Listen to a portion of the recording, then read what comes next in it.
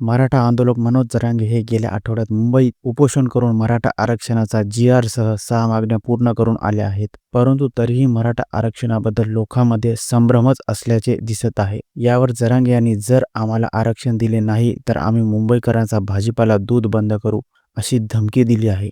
तसेच हे बंद झाले तर मुंबईकर काय वाळू खाणार का असाही सवाल विचारला आहे. आता उपोषण करणार नाही, रस्त्यावर उतरणार असल्याचा इशारा जरांगे यांनी दिला आहे.